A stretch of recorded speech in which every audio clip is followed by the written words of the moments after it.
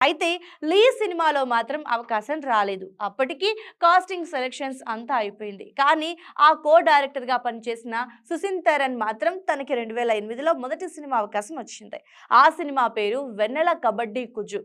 ఈ సినిమాకి అవకాశం రాగానే విజయ్ సేతుపతిని గుర్తుపెట్టుకొని మరి మైనర్ సపోర్టింగ్ రోల్ అవకాశాన్ని ఇచ్చారు. ఈ సినిమా 2009 జనవరిలో విడుదలైంది. మళ్ళీ అదే డైరెక్టర్ తన రెండవ సినిమా కార్తీ హీరోగా నటించిన 'నాన్ మహల్ అల్లా' అనే సినిమాలో మరో మంచి పాత్రని ఇచ్చారు. అదే సమయంలో సీను రామస్వామి తన డ్రీమ్ ప్రాజెక్ట్ 'తెమ్మెరకు పర్వకాట్రు' మంచి ప్రతిభ ఉన్న కొత్త వాళ్ళకి అవకాశం ఇవ్వాలని ఆడిషన్ ని నిర్వహించారు. అక్కడికి విజయ్ సేతుపతి కూడా వెళ్లి ఆడిషన్ ఇచ్చాడు. Vijay dialogue delivery, dedication Seenu రామస్వామికి బాగా నచ్చింది.